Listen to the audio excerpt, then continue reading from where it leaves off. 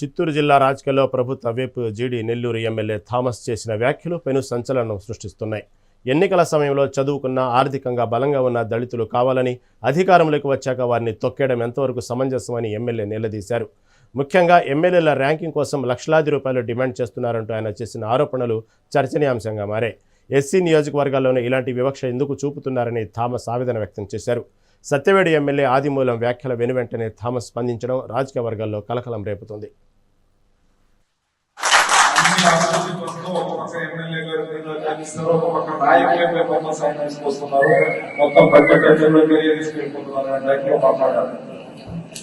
ఈ రోజు ఒక రివ్యూ పెట్టి లాస్ లో ఉన్నామని చెప్పారు. అంటే మీరు ఏం అర్థం చేసుకోవాలంటే ఎస్సీలో ఉండే ఎస్సీ నియోజకవర్గంలో ఉండే ఎమ్మెల్యేలు అందరినీ కూడా ఇక్కడ చూపిస్తున్నారు. అంటే చదువుతున్న ఎస్సీ కావాలి, ఖర్చు పెట్టే ఎస్సీ కావాలి, గెలిపించే ఎస్సీ కావాలి.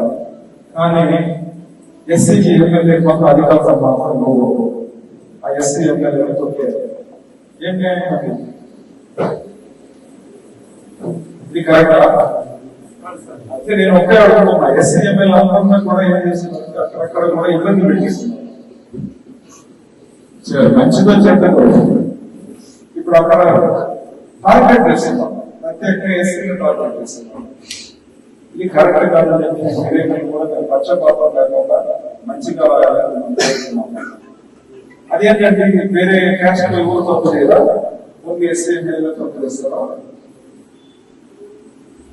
అంటే ఎస్సీలు వచ్చి కాలు ఉండాలి, ఎస్సీలు బాధ్యతగా ఉండాలి, ఎస్సీలు ఎక్కడ కూడా స్వేచ్ఛగా రావాలి, ఇవన్నీ కరెక్ట్ కావాలి.